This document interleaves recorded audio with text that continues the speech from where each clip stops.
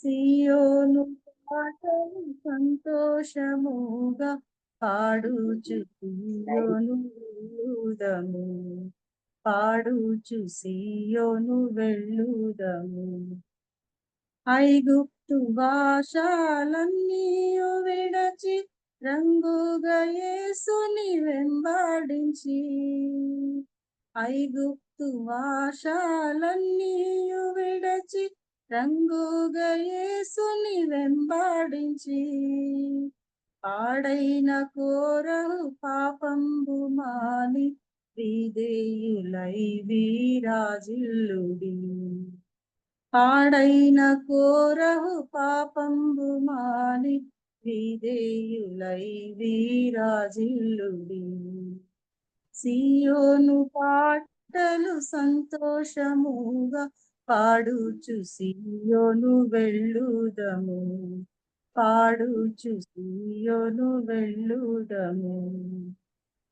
ఆనందమయ పరలోకంబు మనది, అక్కడ నుండి వచ్చునెసు.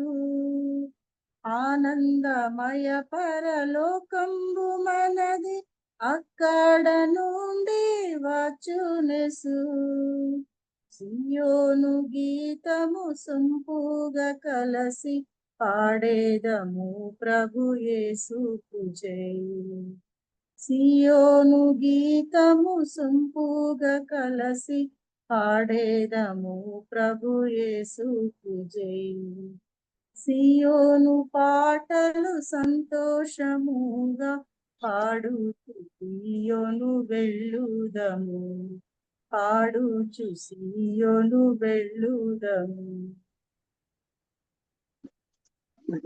వందనాలు సిస్టర్. చక్కటి పాట పాడి అర్థవంతమైన పాట పాడి వినిపించినందుకు వందనాలు. నిజమే, సియోను పాటలు పాడుకుంటూ సంతోషంగా మనం వెళ్ళాలని మీరు పాడారు. కానీ మనం మనం చర్చికైనా సంతోషంగా వెళ్తున్నావా లేదా ఆలోచించుకోవాలి. పాటల్లో కూడా మనకి ఎంతో ఆదరణ ఉంది, నెమ్మది ఉంది, ఎంతో ఉంది. మనకి కావాల్సిన మనకి ఇంట్లో గాని మన మనసుకు గాని ఎంతో సంతోషం ఉంది. పాటలతోనే మనకు ఉత్సాహం అన్నీ ఉంటాయి. మరి ఆ విధంగా మనం పాడుకుంటూ మందిరానికైనా సంతోషంగా వెళ్తున్నామా, మనతో పాటు అనేకులు తీసుకెళ్లి పాడిస్తున్నామా, ఏం చేస్తున్నాం? మరి ఇక్కడ మీరు పాడినట్టు ఐగుప్తును విడిచి అరణ్యాల్లో కూడా సంతోషంగా పాడుకుంటూ వెళ్ళినట్టు మనం చూస్తున్నాం. మారాను పోలిన చేదైన అనుభవించి మనల్ని మార్చిన గొప్ప దేవుడికి కూడా చూస్తున్నాం. మనం ఎంత అర్థవంతమైన పాట పాడి వినిపించారు. మనకి అందరికీ తెలిసిందే. మరి అలాంటి సంతోషం మనం కలిగి ఉంటున్నామా? ఎక్కడికైనా వెళ్ళి మనం పాడగలుగుతున్నామా? మనతో పాటు అయినా తీసుకెళ్తున్నామా? ఎవరింటి దగ్గరైనా బాధ కష్టం వేదన ఉంటే మనం నలుగురు వెళ్ళి వాళ్ళ ఇంటికి వెళ్ళి పాటలు పాడి ఆదరించి రాగలుగుతున్నాం అనేది మనం కూడా గమనించుకొని చేయాలని ఈ పాటలో చాలా అర్థం ఉంది సిస్టర్. చక్కటి అర్థవంతమైన పాట పాడిన మీకు వందనాలు తెలియజేస్తారు. ప్రేయర్ వాయిస్ తరపున వందనాలు తెలియజేస్తున్నాను. వాక్యం కూడా మీరే కదా సిస్టర్, స్టార్ట్ చేయండి. Okay sister. ఈ పాట మన ఒక విశ్వాస జీవితానికి రంగరిస్తే మొత్తం ఈ పాట సరిపోతుంది అనిపిస్తుంది. అంతే, నిజం. పాప జీవితం నుండి మనము విడుదల పరిశుద్ధంగా చేయబడ్డాము యేసుక్రీస్తు రక్తం ద్వారా, ఆయన బలియాగం ద్వారా. చేతి నుండి విడుదల పొందిన వాళ్ళు. అరణ్యంలో ఉన్నాం అంటే కష్టాలే. అరణ్యంలో ఉన్నప్పుడు అంతే, సమృద్ధిగా ఉండదు. ఏదో కొరత ఆహారం ఉండదు, కొన్నిసార్లు నీళ్లు ఉండవు, అక్కడ ముళ్ళ బాట ఉంటది, ఏదైనా ఉంటది.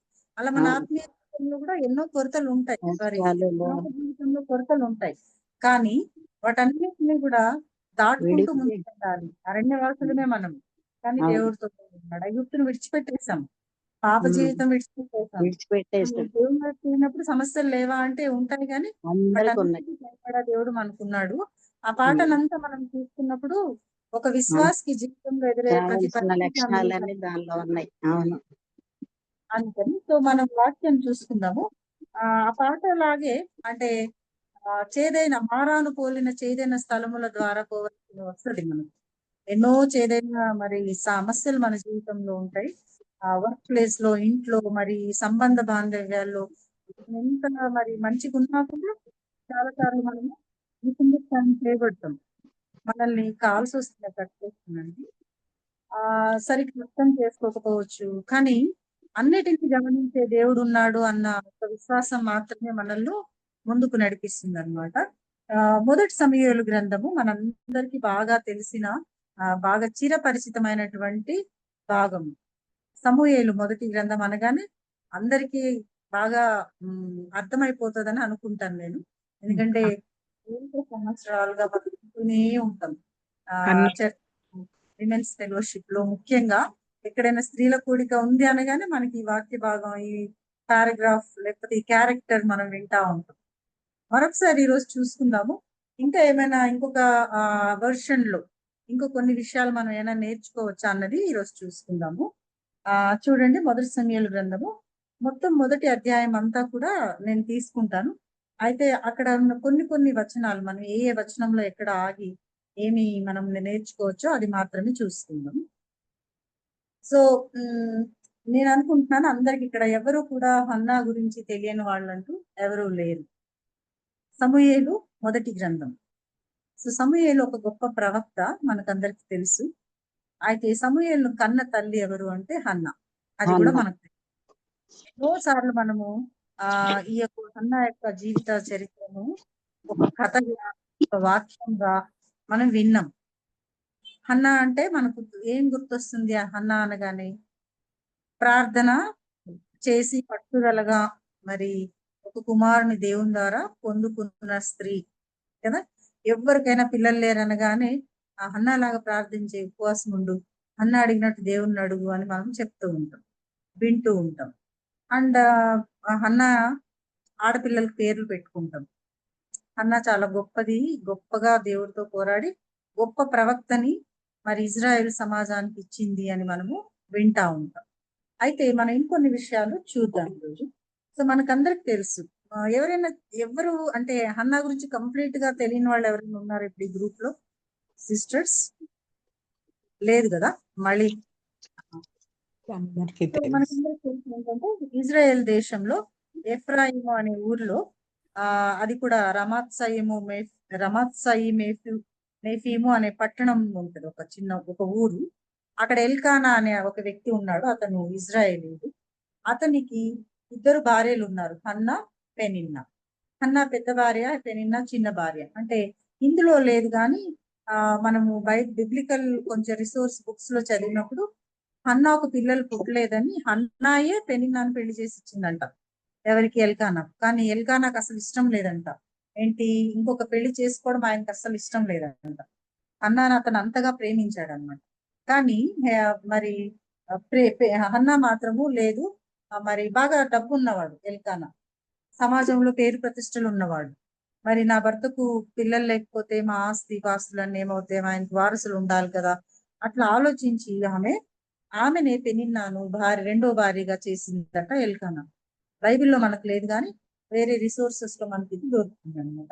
అయితే పెనిన్నాకు వెంట వెంటనే బాగా పిల్లలు పుట్టేశారు. హన్నాకు మాత్రం పుట్టలేదు. సో మేబీ కనీసం అప్పటికి 20 ఏళ్ళైనా అయి ఉండొచ్చు. ఎందుకంటే అప్పుడు 16-17 ఏళ్ళకి మామూలుగానే పెళ్లి అయిపోయి ఉంటుంది. మాక్సిమం 16 ఏళ్ళకి పెళ్లి అయిపోతుంది. ఆ తర్వాత ఒక 20 ఏళ్ళు కనీసం ఆమె ఎదురు చూసిందేమో, మళ్ళీ ఒక 25 ఏళ్ళు కూడా ఎదురు చూసిందేమో మనకు తెలియదు. అట్లా అంత అయినా కూడా ఆమెకు బిలో 40 ఇయర్స్ ఉండి ఉంటాయి ఆ రోజుల్లో. అన్ని కూడా చైల్డ్ మ్యారేజెస్ ఉండేవి కాబట్టి. అయితే ఏటేటా షీలోహుకు వెళ్ళి ఎల్కానా బాగా డబ్బున్నవాడు, బాగా షావుకారి, తర్వాత దైవ భయం ఉన్నవాడు కూడా.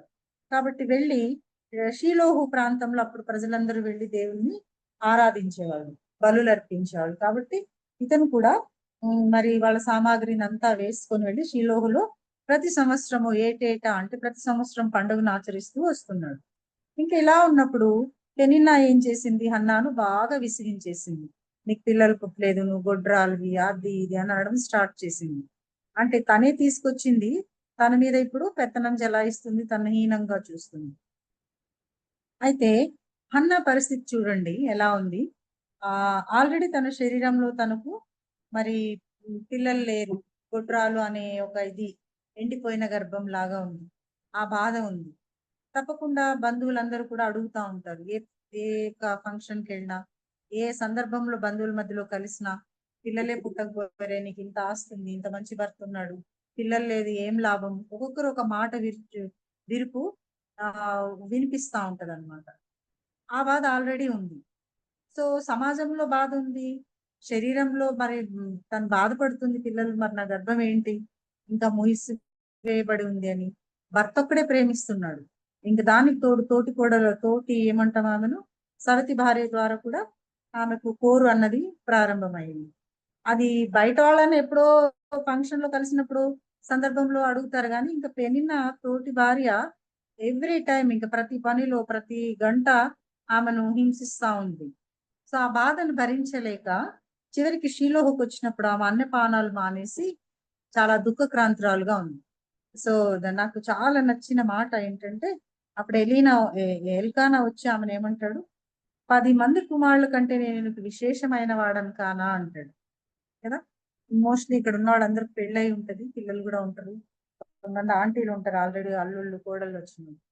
మనకందరికి అర్థమవుతుంది ఎంతమంది పిల్లలున్నా భర్త మాత్రమే భార్యకు అన్ని విషయాల్లో మనం కూడా తెలియకుండానే డిపెండ్ అయిపోతాం వాళ్ళ మీద అన్నిటికీ. భర్తన బయటకు వెళ్తాడు, ఆయనకి ఎంతో మంది ఫ్రెండ్స్ ఉంటారు, ఎన్నో పనుల మీద తిరుగుతూ ఉంటారు, ఎంతో మందిని కలుస్తారు. కానీ భార్యకు మాత్రం భర్తే లోకంగా ఉంటాడు. ఆయన ఎప్పుడు వస్తాడో, ఏం తింటాడో, ఏమంటాడో, ఏం చెప్తాడో, ఇవే ఉంటాయి అన్నమాట మనసంతా. నిజంగా భర్తను ప్రేమించే భార్యకి. అయితే అలా ఉన్న ఆ తరుణంలో ఎంతో ప్రేమిస్తున్నాడు ఎల్కానా హన్నని. 10 మంది కుమారులున్నా వాళ్ళకంటే నేను నీకు విశేషమైన వాడని కానా. అంతే కదా. కొడుకున్నాడు, 10 మంది కుమారులు ఉన్న వాళ్ళకి పెళ్లి అయిపోయిందంటే వాళ్ళ లైఫ్ వాళ్ళది, అది మనము ఎక్స్పెక్ట్ చేయకూడదు కూడా. వాళ్ళ భార్య వాళ్ళ పిల్లలకి వాళ్ళు ఎక్కువ సమయం ఇవ్వాల్సిన పరిస్థితి, వాళ్ళ పిల్లల్ని పెంచుకోవాలి, వాళ్ళ కష్టాలు ఉంటాయి. ఎంత కష్టపడి పెంచిన తల్లిదండ్రులకైనా ముందున్నంత సమయం గాని అంత ప్రేమ గాని ఇవ్వడానికి కుదరదు. మనం కూడా అది ఆశించకూడదు. కానీ భర్త మాత్రమే ఒక భార్యకు ఆ శాశ్వతం. కష్టం అంటే సొంతం. అన్ని విషయాలు ఏ విషయమైనా భర్తతో మనం మాట్లాడుకుంటాం. ఇప్పుడు మనం ఎందుకు కన్న తల్లిదండ్రుల దగ్గర ఒక 25 years ఉన్నా కూడా వాళ్ళతో అన్ని విషయాలు ఓపెన్ గా మాట్లాడుకోవాలి కదా. నాన్నకు మన హెల్త్ బాగాలేదు, మనకి ఎన్నో హెల్త్ బాగాలేని ప్రతిదీ నాన్నకి చెప్పలేము. కొన్ని కొన్ని ఏదో ఉంటాయి, ప్రతిదీ ఆయనతో మాట్లాడలేము వయసు ఎక్కువ. అంటే కరెక్ట్ తోడు ఎవరు అంటే భర్తే. అట్లాగే భర్త తోడు ఎవరంటే భార్య మాత్రమే. ఎందుకు అంటే దేవుడే చేశాడు ఆయన. సో కాబట్టి ఆ గొప్ప దీనిని మరొకసారి ఇక్కడ మనం చూస్తాము, ఎల్కానా ఆమెను ఎంతో ప్రేమించి 10 మంది కుమారుల కంటే నేను నీకు విశేషమైన వాడను కానా, నువ్వెందుకు అన్నపానాలు మానేస్తున్నావు, దుఃఖముఖం వేసుకొని ఎందుకు ఉంటున్నావు, దానివల్ల ఏమొస్తుంది, నీకు పిల్లలు లేకపోయినా నేనున్నాను కదా, 10 మంది కుమారుల లాగా నేను చూసుకుంటాను కదా అని అంటున్నాను. అంతేకాకుండా పెనిన్నాకు ఒక భాగం ఇస్తే మరి హన్నాకు 2 భాగాలు ఇస్తున్నాడు ఏదైనా సరే. ఏంటి అక్కడ పంట పండడం అయితేనేమి, వస్తువులు అయితేనేమి, మరి చీరలు అయితేనేమి, ఆస్తి అయితేనేమి, ఏదైనా సరే హన్నాకు 2 భాగాలు ఇస్తా వచ్చాడు, పిల్లలు లేకపోయినా కూడా. ఎంత ప్రేమిస్తున్నాడో చూడండి. అయితే కానీ ఈ సంవత్సరం వెంబడి సంవత్సరం నాకు దుఃఖం అధికమైపోయింది, ఏడుపు ఆగట్లేదు. సో అప్పుడు ఆమె ఏం చేస్తుందంటే చివరికి చూడండి, ఇప్పుడు మనకు అర్థమైంది ఏంటి, నాకు పిల్లలు లేరు, పెనిన్నా ద్వారా తనకి ఎంతో సమస్య, వేదన, మరి ఎంతో చులకన భావంతో చూస్తున్న మాటలు నొప్పి పెడుతుంది. సో ఒక రోజు డిసైడ్ అయింది ఏమని అంటే, చూడండి ఇక్కడ నుండి మనం ప్రారంభించుకుందాం. సమూయేలు మొదటి గ్రంథం తర్వాత 10వ వచనం నేను చదువుతున్నాను. బహు దుఃఖాక్రాంతురాలై వచ్చి యెహోవా సన్నిధిని ప్రార్థన చేయుచు బహుగా ఏడ్చుచు, సైన్యములకు అధిపతి ఒక యెహోవా, నీ సేవకురాలునైన నాకు కలిగి ఉన్న శ్రమను చూచి నీ సేవకురాలునైన నన్ను మరొక జ్ఞాపకము చేసుకొని నీ సేవకురాలునైన నాకు మగపిల్లను దయచేసిన ఎడల వాని తల మీదికి క్షౌరపు కత్తి ఎన్నటికీ రానియక వాడు బ్రతుకు దినములన్నిటను నేను వానిని యెహోవా నగు నీకు అప్పగింతునని మ్రొక్కుబడి చేసుకొనెను.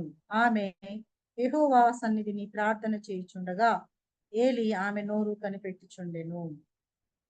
సో ఆమె ఏం చేసింది, షీలోహు మందిరానికి వచ్చింది. ఏం చేస్తుంది, బహు దుఃఖాక్రాంతురాలై ప్రార్థన చేస్తుంది. ఎంతగా అంటే తన హృదయంలోనున్న బాధనంతా దేవుని ఎదుట ఆమె కుమ్మరించేస్తుంది. తన హృదయాన్ని, తన బాధని, తన అవమానం, దుఃఖం అంతటిని యెహోవా అక్కడ ఎదుట షీలోహు మందిరంలో కుమ్మరిస్తా ఉందన్నమాట. ఎంత చక్కగా అంటే, నా శ్రమను నువ్వు చూస్తున్నావు కదా, నా దుఃఖం నువ్వు ఎరుగుదువు కదా, నీ సేవకురాలను నేను ఒకే ఒక్క మగపిల్లని అంటుంది. ఒక్క మగపిల్లని నాకు ఇవ్వు, నీకే మళ్ళీ తిరిగి ఇచ్చేస్తానంటుంది. ఇప్పుడు మనం ఏం చేయాలంటే, హన్నా జీవితంలో సమస్య ఉంది, కన్నీరుంది, అవమానం ఉంది, దుఃఖం ఉంది, అండ్ ఎండిపోయిన గర్భం ఉంది, అంటే గొడ్రాలతనం ఉంది. ఎన్ని ఉన్నా కూడా పిల్లలు లేకపోతే అది నిండుదనం లేదు అనేది సమాజంలో, ప్రతి సమాజంలో ఉన్నటువంటి మాట. సో హన్నాకు సమస్తము ఉందా అంటే లేదు, కొంత కొరత ఉంది. ఆస్తి ఉంది, ధనవంతురాలే, ప్రేమించే భర్త ఉన్నాడు, ధన్యురాలే కదా, అన్ని ఉన్నాయి. డబ్బు ఉంది అంటే చుట్టూ జనాలు కూడా ఉంటారు. కానీ ఆమెలో కొరత ఉంది ఏంటంటే, తన గర్భం తెరవబడలేదు, తనకు సంతానం లేదు. కాబట్టి హన్నా జీవితంలో కొరత అనేది ఉంది. తర్వాత ఏమైంది? అవమానం ఉంది, అవహేళన ఉంది, తోటి భార్య పెనిన్నా ద్వారా. చూడండి, ప్రతి మనిషి, అందుకని ఏ మనిషి అయినా ఎలా ఉన్నారంటే, బ్రహ్మాండంగా ఉన్నాము, చాలా సంతోషంగా ఉన్నాము అన్నారనుకోండి, వాళ్ళ మాటలు నమ్మకండి.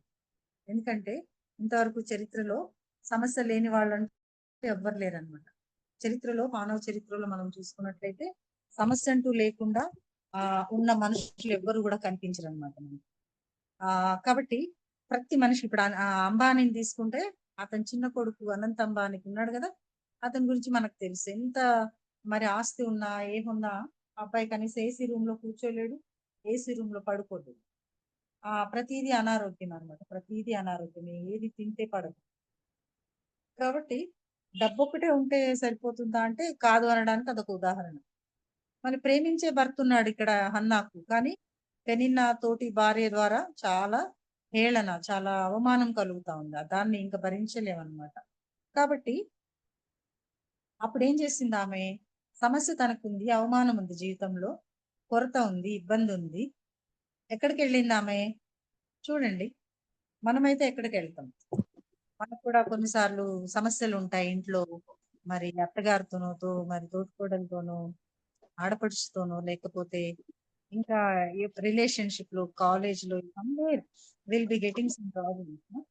Then what's our stand at that time? మనం ఎవరి దగ్గరికి వెళ్తాం? ఓ అని వెంటనే ఫ్రెండ్స్ దగ్గరికి, ఇంకా ఎవరు అమ్మ వాళ్ళ దగ్గరికి, లేకపోతే ఇంకా ఎవరైతే వింటారో నా బాధ వాళ్ళ దగ్గరికి, నా కోసం ఎవరు ప్రార్థిస్తారో, నేను కాకుండా వాళ్ళ మీద వేసేస్తాను నా ప్రార్థన భారం అంతా. ఇది ఇలా ఉంది, ప్రార్థన చేయండి, ఎవరికో చెప్పేసి వదిలేయడం. ఎవరి దగ్గరికి వెళ్తున్నాం మనకు సమస్యలు ఉన్నప్పుడు? అన్నా చూడండి, therefore I call her, she's a very prudent woman. చాలా ప్రజ్ఞ గల స్త్రీ అన్నమాట, చాలా జ్ఞానం కలిగిన స్త్రీ. తన జీవితంలో సమస్య ఉంది, ప్రేమించే భర్త ఉన్నాడు, ఆస్తి ఉంది, డబ్బు ఉంది. భర్త ఉంటే చాలు, ఎవరేమనుకుంటే నాకేమని అనుకుంటే కూడా సరిపోయి ఉండేది. భర్త ప్రేమ చాలు నాకు అని అంటే అనుకోని ఉండేది.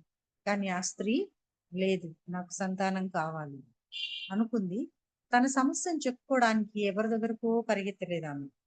Straight she run away to God. She ran away to God. దేవుడి దగ్గరికి పరిగెత్తి వెళ్ళిపోయింది. దేవుడి మందిరంలో అందరు అన్నపానాలు తిని, అందరు చక్కగా కబుర్లు చెప్పుకుంటూ ఉంటే, ఆమె ఏమి అన్నపానాలు తినకుండా తనలో ఉన్న వేదన, బాధనంతా వెళ్ళి దేవుని సన్నిధిలో మంచి నీళ్ళలాగా కుమ్మరించేసి, తన హృదయం అంతా, తన హృదయంలో ఉన్న బాధనంతా కుమ్మరించేసింది అనమాట అక్కడ. చూడండి, ఎంత క్లియర్ గా ఒక మనిషితో ఇంకో మనిషి మాట్లాడినట్టుగా ప్రార్థన చేస్తుంది. దేవా, నా శ్రమను చూసావు కదా, నా బాధను చూసావు కదా, నా అవమానం చూసావు కదా, కాబట్టి నువ్వు నన్ను జ్ఞాపకం చేసుకుని నీ సేవకురాలైన నాకు మగపిల్లను దయచేయండి. ఒక్క మగపిల్లడే, మగపిల్ల అనింది అంతే, మగపిల్లలు అనలేదు ఆమె. అంటే ఇక్కడ ఆడపిల్లలు తక్కువ అని కాదు, దాని కింద మనకు ఆమె ఉద్దేశం ఏంటో అర్థమవుతుంది. కానీ మనం కూడా మగపిల్లోనే అడగాలని కాదు.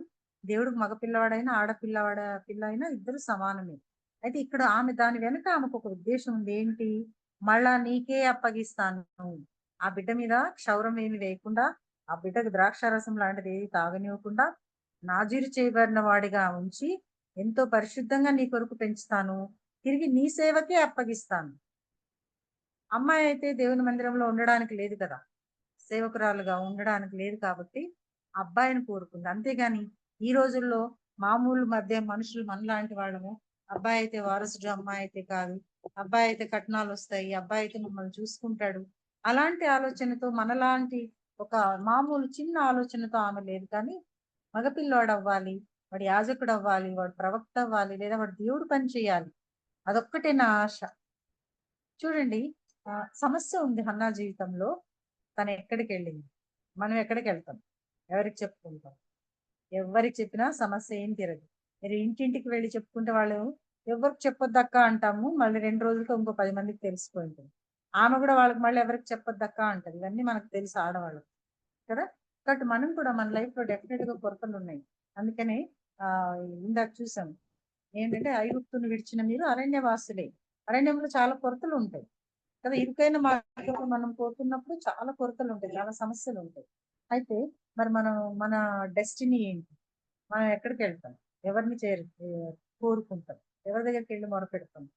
ఎక్కడికి వెళ్ళినా ఏ పరిష్కారం రాదు.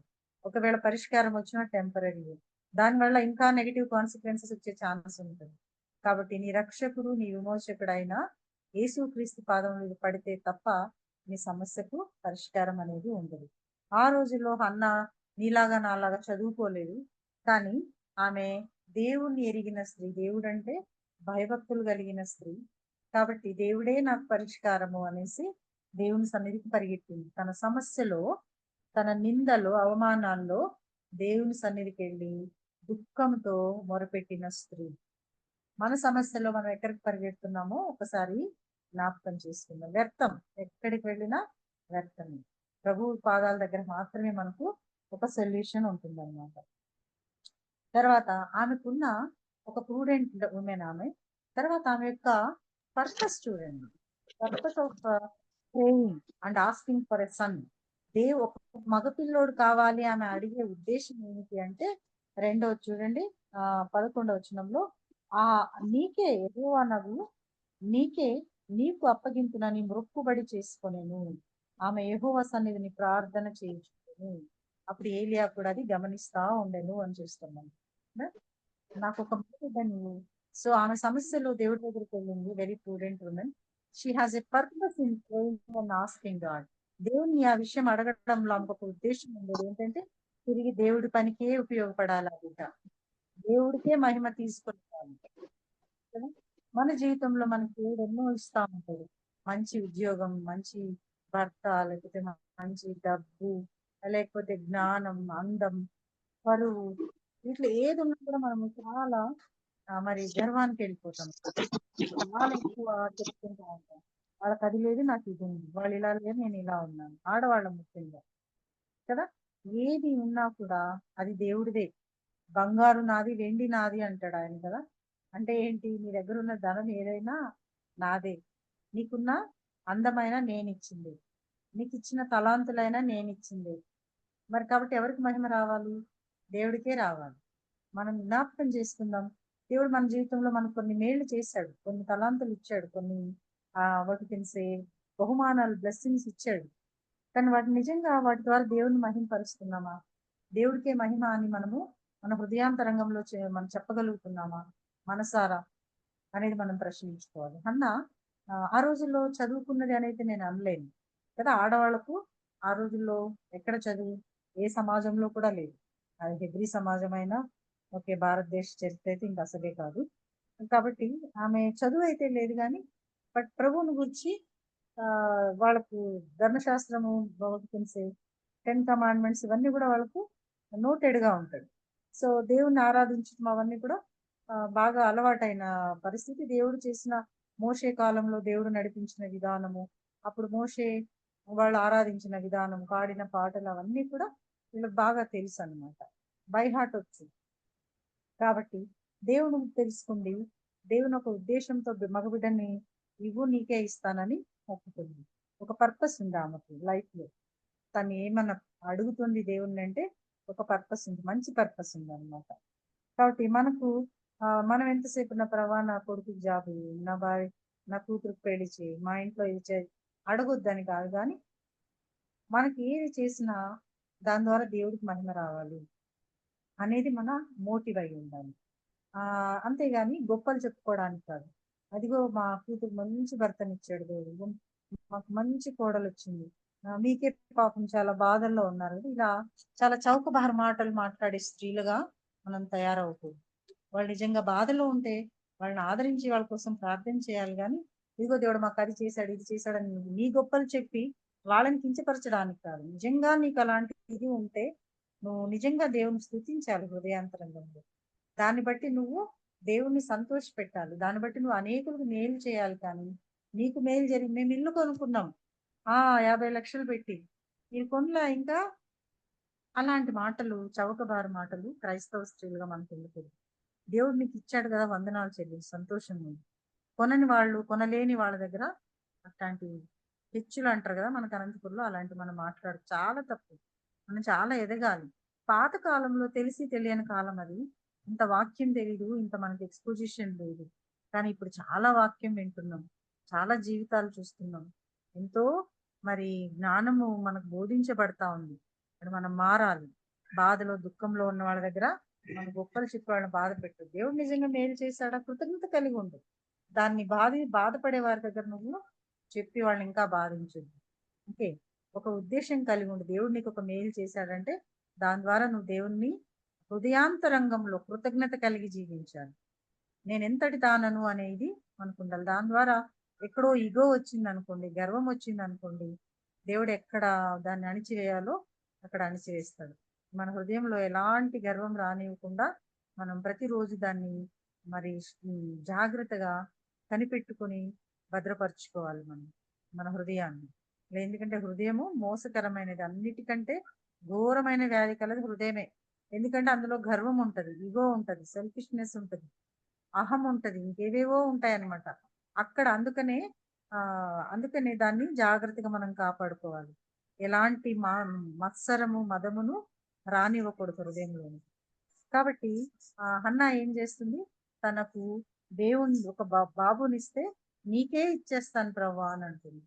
ఎంత చక్కటి ఉద్దేశం కలిగినటువంటి స్త్రీ కదా. మన ఉద్దేశాలు ఎలా ఉన్నాయో పరిశీలించుకుందాం. ఆ తర్వాత ఏమైంది, అప్పుడు ఏలియా వచ్చి ఆమె పెదవులనే చూస్తున్నాడు. ఇక్కడ ఏమైందంటే హన్నా ప్రార్థన చేస్తుంది, ఆమె పెదవులు కదులుతున్నాయి కానీ ఆమె స్వరం నుండి వాయిస్ సౌండ్ బయటికి రావడం లేదు. అంటే చాలా దుఃఖం ఉంది లోపల, చాలా దుఃఖం ఉంది. అన్నం కూడా అసలు అన్నం తిన్నప్పుడు చాలా ఏడుపు వస్తుంది. ఇంకా ఉపవాసంలో ఉన్నప్పుడు, అందుకనే ఎందుకు ఉపవాసం ఉంటామంటే ఆ దుఃఖం అంతా వస్తుంది. మన అటెన్షన్ అంతా దేవుడి మీదే ఉంటుంది, ఫుడ్ మీద, వాటర్ మీద ఉండదు అనమాట. అప్పుడు రియల్ గానే మన నిజంగా మనసంతా మన దేవుడి వైపు అటెన్షన్ కలిగినప్పుడు మనసులో ఉన్న మాలిన్యం అంతా కూడా కడిగివేయబడు. సో ఇంకా అన్నం కూడా తినలేదు, చాలా దుఃఖంలో ఉంది. కాబట్టి ఆ దుఃఖం బయటికి చెప్పలేక లోపలే ఇచ్చేసిన పెదవులు మాత్రం కదులుతుంది. ఏలియా చూడండి, ఏలి గొప్ప ప్రవక్త, యాజకుడు, ఆయన ధర్మశాస్త్రం అంతా ఎరిగినవాడు, అక్కడ బలులు అర్పించేవాడు దేవుని మందిరంలో, గొప్పవాడు, చాలా పెద్ద వయసు కలిగిన వాడు. అప్పటికే ఆయన కుమారులు చాలా పెద్దవాళ్లే, దాదాపు 40-45 years దాకా ఉంటాయేమో కొడుకులు కూడా. ఈయన కూడా చాలా పెద్దవాడు. మోర్ ఓవర్ ఏలి బాగా స్థూలకాయం ఉన్నవాడు, చాలా లావుగా ఉండేవాడట. అయితే అప్పుడు తన మనసులోనే ఆమె ప్రార్థన చేసుకుంటుంది, పెదవులు మాత్రమే కదులుతున్నాయి. 13వ వచనంలో చూడండి, ఆమె పెదవులు మాత్రం కదులుచుండి ఆమె స్వరము వినబడక ఉండెను గనుక ఏలి ఆమె మత్తురాలై ఉన్నది అనుకుని, ఎంతవరకు నీవు మత్తురాలవై ఉందువు, నీవు ద్రాక్షారసమును నీ యొద్ద నుండి తీసివేయమని చెప్పగా, ఆయన ఏమన్నాడు, ఆమె స్వరం బయటికి రావట్లేదు, పెదవులు మాత్రమే కదులుతున్నాయి. సో నువ్వు ఇంకా ఎంతసేపు, నువ్వు చాలా సేపటి నుండి ప్రార్థిస్తుంది అయితే కదా, చాలాసేపు నుండి ఏలి ఆమెను గమనిస్తా ఉన్నాడు. ఇంకా ఎంతసేపు మత్తురాలుగా ఉంటావు, ఇంకెంతసేపు ద్రాక్షారసం మత్తులో ఉంటావు, తీసేదాన్ని పక్కకు, ఆ తాగిన మత్తంతా వదిలించుకో అంటున్నాడు. అదే మాట మనల్ని అంటే ఎవరైనా తాగామన్నదే కాకుండా మనం చెయ్యని పనిని మన మీద నింద వేశారనుకోండి, మనల్ని బ్లేమ్ చేశారనుకోండి, మన రియాక్షన్ ఎట్లా ఉంటుంది? హన్నా రియాక్షన్ చూద్దాం ఇప్పుడు. హన్నా, అది కాదు నా ఏలినవాడా, నేను మనోదుఃఖము గలదాననై ఉన్నాను. నేను ద్రాక్షరసమునైనను మద్యమునైనను పానం చేయలేదు, కానీ నా ఆత్మను యెహోవా సన్నిధిని కుమ్మరించుకొనుచున్నాను. నీ సేవకురాలైన నన్ను పనికి మాలిన దానిగా ఎంచవద్దు. అత్యంతమైన కోపకారణమును బట్టి బహుగా నిట్టూర్పులు విడిచుచు నాలో నేను దీని చెప్పుకొనుచుంటున్నా నేను. So what a wonderful reply by హనా కదా. అంటే ఈ ఈ పారాగ్రాఫ్ కి నేను ఏం చెప్పుకున్నానంటే what you can say communication skills, soft skills చాలా మెండుగా ఉన్నటువంటి స్త్రీ అన్నమాట. అంటే ఒకవేళ ఎవరైనా మనం చెయ్యని మాట మనల్ని అంటే చాలా కోపం వచ్చేస్తుంది. మనం చాలా వైలెంట్ గా కోపంగా రియాక్ట్ అవుతాం అన్నమాట. ఏం మాట్లాడుతున్నారు, ఏమనుకుంటున్నారు మీరు అన్నా కూడా అనొచ్చు, ఏంటయ్యా ఇంత పెద్ద వయసు మీది, మీరు యాజకులు, మీరు మరి ప్రవక్త, మీరు గొప్ప దైవజనులు, అంత మాత్రం మీరు గుర్తుపట్టలేరా నేను తాగానా లేదా అని? ఆడవాళ్ళు తాగుతారా? కొంచెం తాగి మందిరానికి వస్తారా? మాకు దేవుడి గురించి తెలుసు కదా. ఇలా ఏం మాట్లాడలేదు ఆమె. ఆమెకు బాధ అనిపించింది, ఎందుకు మనిషే కదా. తాగావమ్మా నువ్వు అంటే అసలు అన్నమే తినలేదు, నీకు తాగడం ఏంటి అసలు? మరి ఆ రోజుల్లో ఇజ్రాయెల్ స్త్రీలు తాగుతారా అంటే మనకు తెలియదు మరి ఆ విషయం. అంటే నిజంగా కోపం వచ్చే మాటే అది, బాధ అనిపించే మాటే. కానీ ఎంత తెలివిగా మాట్లాడుతుందో అన్నా చూడండి. నా ఏలిన వాడ, నేను మనోదుఖము గలనదానై ఉన్నాను. నా మనసు, నా సైకాలజీ లేదా నా మనసు, నా మైండ్ అంతా చాలా దుఃఖంతో నిండి ఉంది. ఆ దుఃఖంతో నా నిట్టూర్పు తాగిన దానిలాగా మత్తుగా కనిపిస్తుంది. నేను ద్రాక్షారసం గాని మద్యం గాని నేను ఏం తాగలేదు. నా ఆత్మను యెహోవా సన్నిధిని కుమ్మరించాను. నీళ్లు ఎలాగైతే కుమ్మరిస్తామో అలా నా ఆత్మను నేను కుమ్మరించేశాను దేవుని. అంటే నాలో ఉన్న బాధ, నాకు కలిగిన అవమానాలు, నిందలు, ఇవన్నీ కూడా నేను దేవుని సన్నిధిలో కుమ్మరించేశాను. నీ సేవకురాలైన నన్ను పనికి మాలదాన్ని అనుకోవద్దు. ఏమనుకుంటున్నావు, నేను పనికిరాందాన్ని అనుకుంటున్నావా అంటాం మన భాష కదా. అదే మాటని ఎంత సాఫ్ట్ గా, ఎంత ఎఫెక్టివ్ గా కమ్యూనికేట్ చేసిందో చూడండి అన్న. నేను పనికిరాని దాన్ని అని అనుకోద్దయ్యా, నేను అలాంటి దాన్ని కాదు.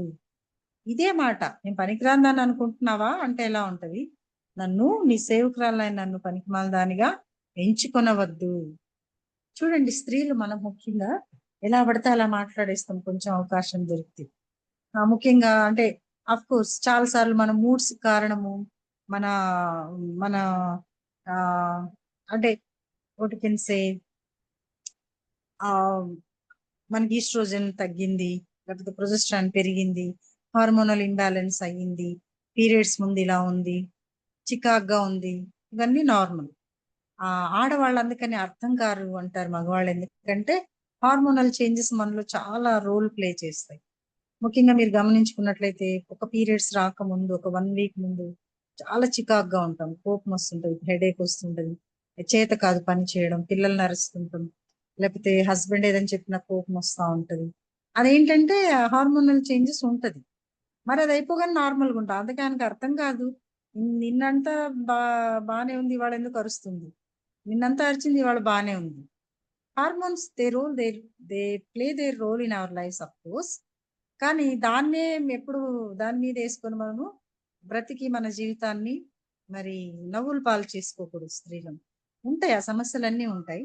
కానీ దేవుని మీద మనం ఆధారపడుతూ వచ్చినప్పుడు వాటన్నిటిలో కూడా మనం సహనంగా ఉండడానికి దేవుడు సహాయం చేస్తాడు.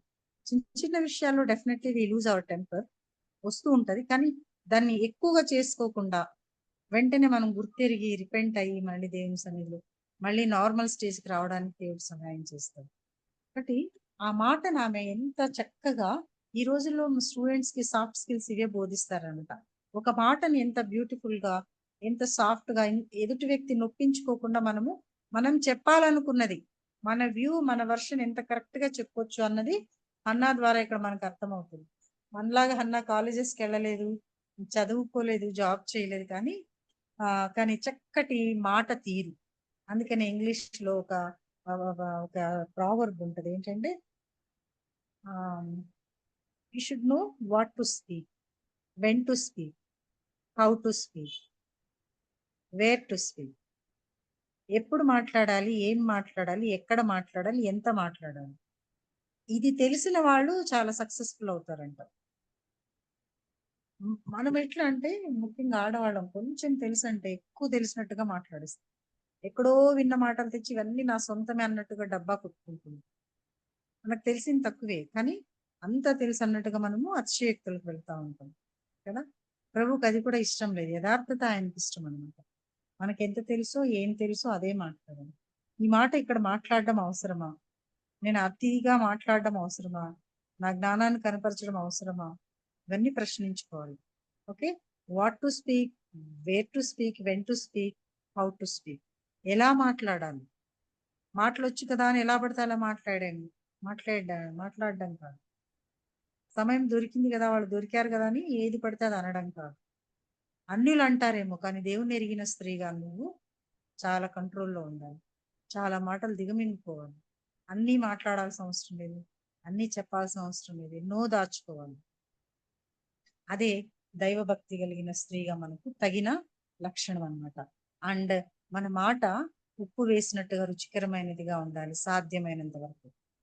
కానీ మనం చెప్పాలనుకున్నది అది సత్యమైతే, యథార్థమైనదైతే, ఇతరులకు ఉపయోగపడేదైతే చాలా సౌమ్యంగా, చాలా పద్ధతిగా చెప్పడం మనము నేర్చుకోవాలి, అలవాటు చేసుకోవాలి. చూడండి, నేను మత్తురాలను కాదు, నన్ను పనికిమాలిన దానిగా నువ్వు ఎంచుకోవద్దయ్యా. నేను నిట్టూర్పులు వదులుతున్నాను.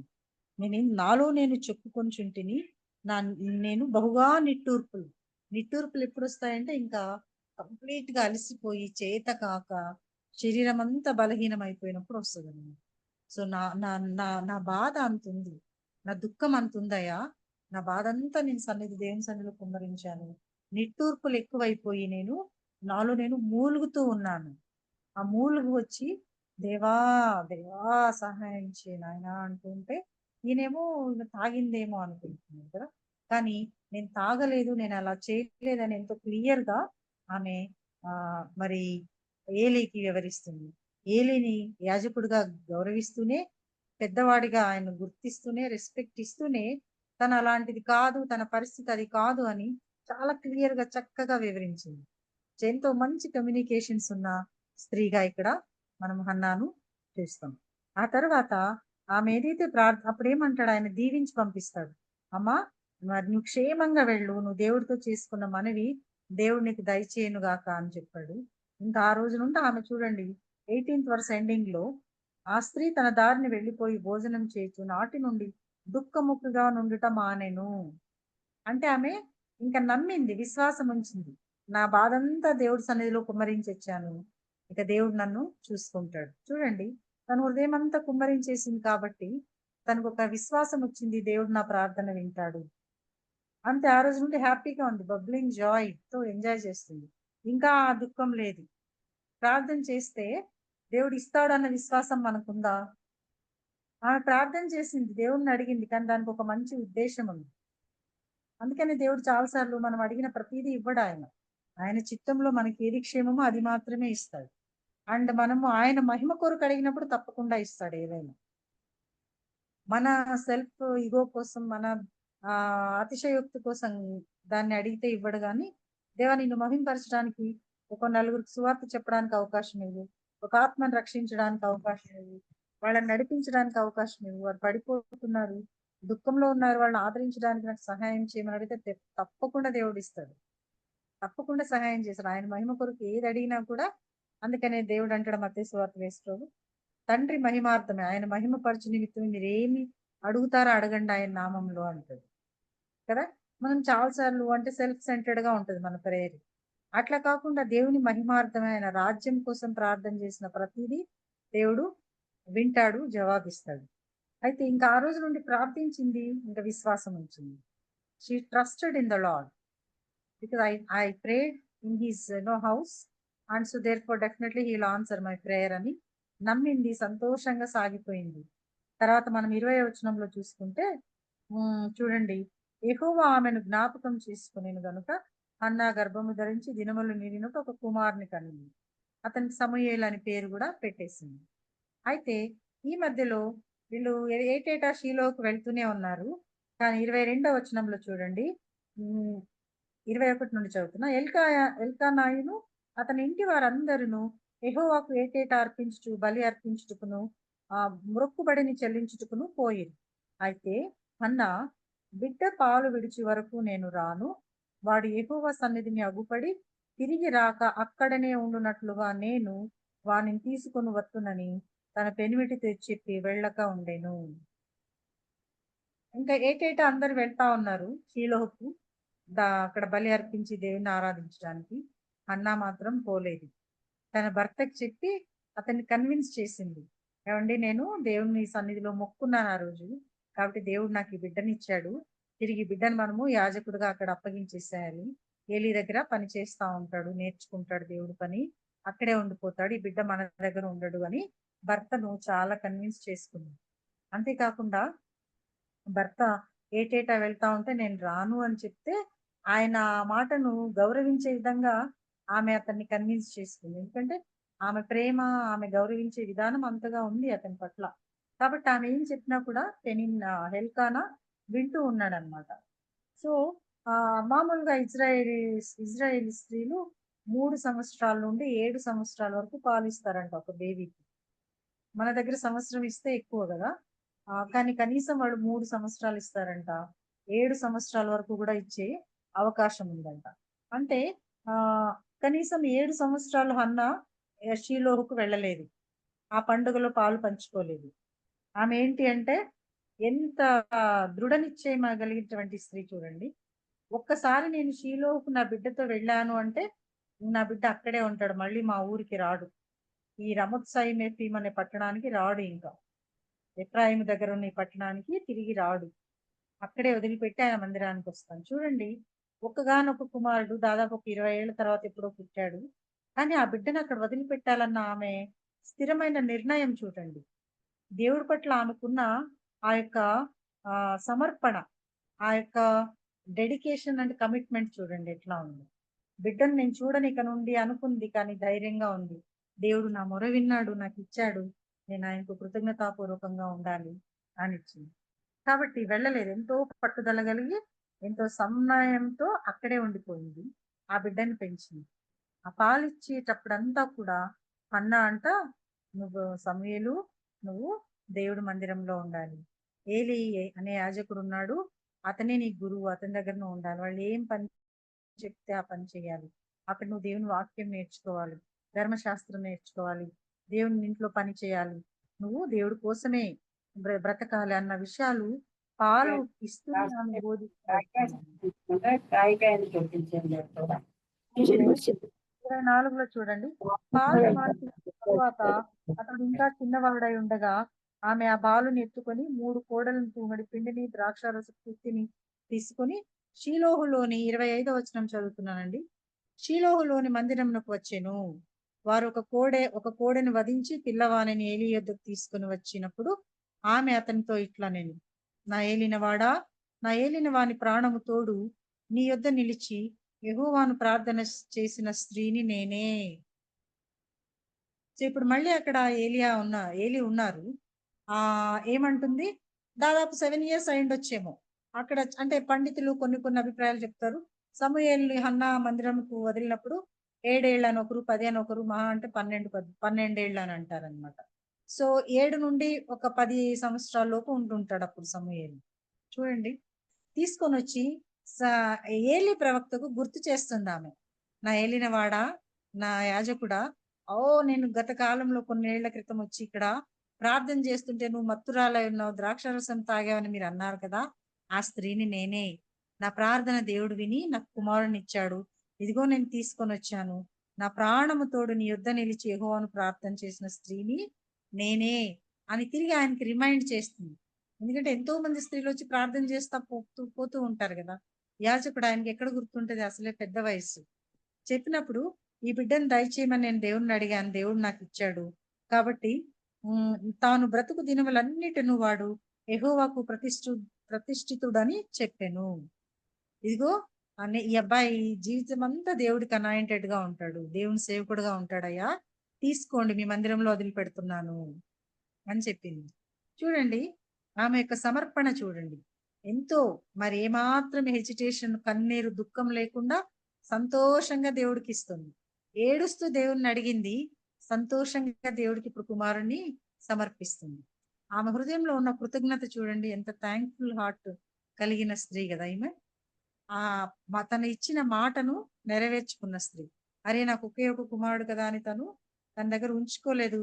తన అబ్బాయి పట్ల తను ఎంతో మమత, ప్రేమ ఉన్నప్పటికీ దాన్ని దేవుడి కోసం అప్పగించేసింది అనమాట. తను అన్న మాటను నెరవేర్చుకొని దేవుడికి సమర్పించింది. సమూయేలు జస్ట్ ఒక మహా అంటే 10 ఏళ్ల కంటే ఎక్కువ ఉండవు. అలాంటి బిడ్డను తీసుకెళ్లి అక్కడ వదిలిపెట్టేసింది మందిరంలో. ఆ రోజు నుండి ఆ అబ్బాయి తన బట్టలు తనే ఉతుక్కోవాలి, తన స్నానం తనే చేసుకోవాలి, తన పనులన్నీ తను చేసుకుని ఒంటరిగా పడుకోవాలి. మన బిడ్డలనైతే పడుకోబెడతామండి మనం ఒంటరిగా. మనం ఒక రూమ్ లో, పిల్లలు ఒక రూమ్ లో పడుకుంటారా? 10 ఏళ్ల పిల్లలు అస్సలు పడుకోరు. అసలు ఆ బిడ్డకు జ్వరం వస్తే ఏమో, ఉరుమొస్తే ఏమో ఎంత భయపడతారు కదా పిల్లలు. కానీ సమూయేలు అలా వాటన్నిటికీ తన కుమారుడు సిద్ధపడే విధంగా ఆ తల్లి ట్రైనింగ్ ఇచ్చేసింది. అంత గొప్ప మాట చూడండి, చివరి మాట 28వ వచనంలో, అప్పుడు వాడు యెహోవాకు అక్కడనే మ్రొక్కెను. సమూయేలు ఇంతకుముందు ఎప్పుడైనా షీలోహుకు వచ్చాడా? షీలోహు మందిరానికి వచ్చాడా? ఏలీని చూశాడా? లేదు. కానీ ఆ తల్లి ఎఫ్రాయింలో పట్టణం దగ్గర ఉన్నప్పుడే ఆ బిడ్డకు మొత్తము ట్రైనింగ్ ఇచ్చేసింది. వచ్చి తీసుకొచ్చి మందిరంలో చూపించగానే ఆ అబ్బాయి అక్కడే ఆ అబ్బాయి మొక్కాడంట. ఏలీ గారికి నమస్తే చేశాడు, దేవునికి అక్కడే మొక్కాడు. ఎంత చక్కటి పెంపకం చూడండి హన్నాది. కొంతకాలమే, మహా అంటే ఒక 8 నుండి 10 సంవత్సరాల లోపే బిడ్డను ఒక యాజకత్వానికి పనికొచ్చేవాడిగా మొత్తం మానసికంగా సిద్ధపరిచేసింది. ఇక ప్రాక్టికల్స్ అన్ని అబ్బాయి ఇక్కడ చేసుకున్నాడు. అంతకంటే ముందు చూడండి, తర్వాత 2వ అధ్యాయము 12వ వచనం ఒక్కటి చదువుతున్నా, ముగిస్తున్నా. ఏలీ కుమారులు యెహోవాను ఎరుగని వారై మిక్కిలి దుర్మార్గులై ఉండెరి. ఏలి ప్రవక్త, ఏలి యాజకుడు. ఏలి యాజకుని తర్వాత ఎవరవ్వాలి? ఆయన కుమారులు అవ్వాలి, హోప్ని ఫీనెహాసులు. వాళ్ళు ఎలా ఉన్నారు? దేవుడు అంటే తెలియదంట వాళ్ళకు. దేవుని మందిరంలోనే ఉంటున్నారు. దేవుడు మందిరానికి వచ్చే కానుకలు, మాంసము, బలి మాంసం అన్ని తింటున్నారు. కానీ దేవుడు అంటే ఎవరో తెలియదు. అంటే ఏంటి? వాళ్ళ హృదయాలు దేవుడికి ఎక్కడో దూరంగా ఉన్నాయి. దేవుని మందిరంలో ఉన్నారు కానీ దేవుని హృదయం మాత్రం దేవుడికి ఇవ్వలేదు, కనెక్ట్ అవ్వలేదు. అండ్ మిక్కిలి దుర్మార్గులై ఉన్నారు కదా. దేవుని మందిరానికి వచ్చే స్త్రీలను అందరినీ చెడుపుతూ ఉన్నారంట. చాలా మందిని దేవుని పనిని ఆటంకపరుస్తున్నారంట. దేవుడికి ఇంకా బలి అర్పించక ముందే వెళ్ళి మాంసం తెచ్చుకొని తింటున్నారంట. ఇవాడు చేయని దుర్మార్గం అంటూ లేదు దేవుని మందిరంలో. మరి ఎవరండి ఏలి తర్వాత యాజకత్వం చేస్తారు? ఎవరండి ఇజ్రాయేల్ కొరకు ప్రార్థన చేస్తారు? ఎవరండి ఇజ్రాయేల్ను దేవుని మందిరంలో ఆయన మార్గంలో నడిపిస్తారు బోధించి? కావాలి కదా ఆయన పని చేసే ప్రజలు. కాబట్టి దేవుడు హన్నా గర్భంలో ఏలి తర్వాత ఒక సక్సెసర్ గా, ఆయన తర్వాత ఆయనకు వారసుడుగా, యాజకత్వంలో వారసుడిగా రావడానికి సమూయేలుని తీసుకొచ్చాడు. దానికోసము అన్నమ్మ కొంతకాలము నిందలు, శ్రమలు భరించాల్సి వచ్చింది, అవమానాలు ఎదుర్కోవాల్సి వచ్చింది.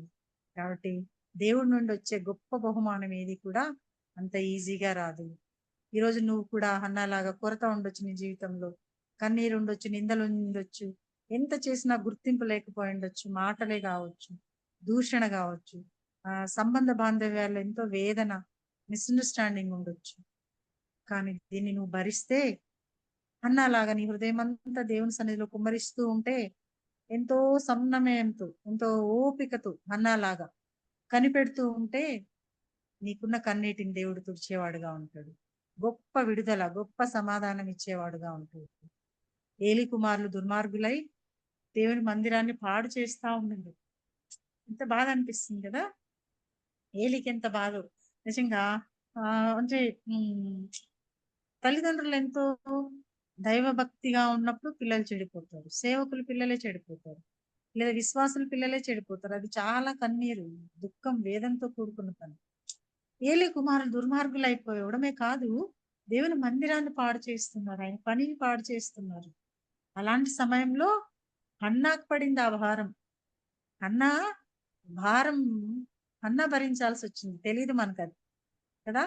అంత కన్నీరు, వేదన, ఎండిపోయిన గర్భం, గొడ్రాలు, ఇన్ని మాటలు పడ్డ తర్వాత గొప్ప ప్రవక్తను, ఇజ్రాయేలీలను నడిపించడానికి కావలసిన గొప్ప ప్రవక్తను, యాజకుని దేవుడు ఇచ్చాడు సమూయేలు. ఈరోజు మనం అంత గొప్పగా మాట్లాడుతున్నామంటే అన్నమ్మకు ఈజీగా రాలేదు. ఈరోజు హన్నాను అంత గొప్పగా మనము తలుచుకుంటున్నామంటే ఊరికే రాలేదు. కాబట్టి గుర్తుపెట్టుకోవాలి, స్త్రీలంగా మనం ఈరోజు కన్నీరు కార్చందే, ప్రార్థన చేయందే మన జీవితంలోకి ఏది ఈజీగా రాదు. ఏదైనా ఈజీగా వచ్చిందంటే ఈజీగానే వెళ్ళిపోతుంది. ఎక్కడ గర్వపడ్డానికి వీలు లేదు. హన్నా ఎంతో జ్ఞానం గల స్త్రీ, తన జీవితంలో సమస్య ఉంది, ఎక్కడో అమ్మలక్కల దగ్గరకు పరిగెత్తలేదు, ఓకే, అక్క చెల్లెల దగ్గరకు పరిగెత్తలేదు, అన్నదమ్ముల దగ్గరకు పరిగెత్తలేదు, భర్తే ఇంకా లోకం అని ఆయన ఒళ్ళో పడుకొని కాలం గడపలేదు, కానీ పరిగెత్తి దేవుని సన్నిధికి వెళ్ళింది. మన సమస్యల్లో మనుషుల వైపు కాదు, మనకంటే ఉన్నవాళ్ళు ధనవంతుల వైపు కాదు, యెహోవా వైపు చూడాలి. ఆయన గుప్పిలి విప్పితే తప్ప మనకు తృప్తి కలుగదు, మన కన్నీటికి విలువ పెరగదు, మన వేదన తొలగిపోదు. కాబట్టి మన కష్టకాలంలో ఎక్కడికి వెళ్ళొద్దు, దేవుడి సన్నిధికి వెళ్ళి మోకరిద్దాం కదా. మన నిందలు, కన్నీరు, దుఃఖం, అవమానం అంతా ఆయన తీర్చేవాడు. అంటాడు కదా, వెలుగు వలె నీ నీతిని, మధ్యాహ్నం వలె నీ నిర్దోషత్వాన్ని నేను బయలుపరుస్తాను అంటాడు. నీకెన్నో నిత్యం ఉండొచ్చు, దుఃఖం ఉండొచ్చు, కానీ దేవుడు అంతా నువ్వు ఎలాంటి దానివో తెలియపరుస్తాడు ఇప్పుడు ఆయన సన్నిధిలో మోకరిల్లినప్పుడు. అంతే, ఆమెను ఏమి మిస్అండర్స్టాండ్ చేసుకున్నప్పుడు ఆమె అంత నెగిటివ్ గా రియాక్ట్ కాలేదు. ఎంతో జ్ఞానంగా, తెలివిగా, ఓపికగా, మంచి సాఫ్ట్ స్కిల్స్, కమ్యూనికేషన్ స్కిల్స్ తో అతనికి జవాబు ఇచ్చిన స్త్రీగా ఉంది. ప్రార్థన చేశాక ఎంతో నమ్మకంతో, సంతోషంగా ఎదురు చూసిన స్త్రీగా కనిపిస్తుంది. తర్వాత ఎంతో పట్టుదల కలిగిన స్త్రీగా, ఆ ఈ శ్రీలోకి వాళ్ళు ఏటేటా వెళ్తుంటే కూడా వెళ్ళాలి, అక్కడ మంచి భోజనం తినాలి, ప్రజలందరూ వస్తారు చూడాలి అన్న కోరికలన్నీ తీసేసుకుంది, బిడ్డను పెంచుతా వచ్చింది దేవుని పని కోసం. అంతేకాకుండా ఎంతో థ్యాంక్ఫుల్ హార్ట్ కలిగి, ఎంతో కృతజ్ఞత కలిగిన హృదయంతో ఆ బిడ్డను తిరిగి తీసుకొచ్చి దేవుని సన్నిధికి అప్పగించింది. దేవుని సన్నిధికి అప్పగించే సమయానికి బిడ్డను పరిపూర్ణంగా ట్రైనప్ చేసింది తనకు తెలిసినంత వరకు. అంత చిన్న బిడ్డ ఆ మందిరంలో పని చేయాలి, అణిగి మణిగి ఉండాలి, ఉడిగి ఉండాలి. ఎంతో ఈ కుమారులు దుర్మార్గులై మందిర పనిని పాడు చేసినప్పుడు, మందిరాన్ని పాడు చేస్తున్నప్పుడు సమూయేలును లేవనెత్తాడు అన్నమ్మ ద్వారా. కాబట్టి తల్లిగా నువ్వు నేను మన బాధ్యత, మన బిడ్డల పక్షాన ప్రార్థించాలి. మన బంధువుల పిల్లలు, సమాజం, మన చుట్టూ పిల్లలు, యవ్వనస్తులు, వారి గురించి మనం ప్రార్థించాలి, కన్నీరు కార్చాలి. మనమైతే అనేక దశలు దాటి వచ్చాం, కానీ ప్రజెంట్ యూత్ ఎంతో సమస్యల్లో, ఎంతో శోధనలో ఉన్నారు. వాళ్ళకు పాపం చేయాలంటే ఎక్కడికో వెళ్ళాల్సిన అవసరం లేదు, అరచేతిలో ముట్టి మీద దునియా బోల్తేనా, ఆ అరచేతిలో ఆ సెల్ ఫోన్ ఉంది, ప్రపంచమంతా చాలా కష్టం వాళ్ళే నిజంగా పరిశుద్ధంగా కొనసాగాలి అంటే. మరి మనం చూస్తే అలా ఉండిపోతే ఎలా మనం గొప్ప కార్యాలు చూడగలం మన జీవితంలో? గొప్ప యాజకులను, గొప్ప ప్రార్థనా పరులను, గొప్ప మరి సేవకులను మనం ఎలా చూడగలుగుతాం మన కుటుంబాలు, సంఘంలో?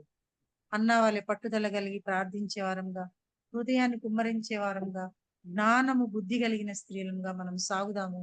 దేవుడు అట్టి కార్యాలు మన ద్వారా కూడా జరిగించుకోవాలని ప్రార్థన చేద్దాం, ఆశిద్దాం. ఆశగల ప్రాణాన్ని తృప్తిపరిచే దేవుడు. అన్న ద్వారా మనం కొత్త విషయాలు నేర్చుకున్నాం.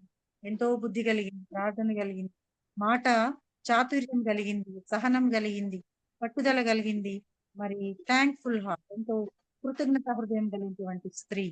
కాబట్టే మరి నెక్స్ట్ తరానికి కావలసిన ప్రవక్తను, యాజకుని ఆమె అందివ్వగలిగింది.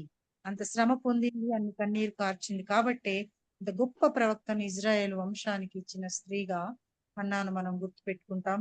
మనం కూడా మన చుట్టూ ఉన్న పరిస్థితుల్లో, మన జీవితంలో అనేకుల కోసం ప్రార్థిస్తూ, బుద్ధి కలిగి, సమన్వయం కలిగి, జ్ఞానం కలిగి దేవుని కోసం ముందుకు సాగడానికి దేవుడు సహాయం చేయను గాక. అందరికీ నిండు వందనాలండి. Thank you very much.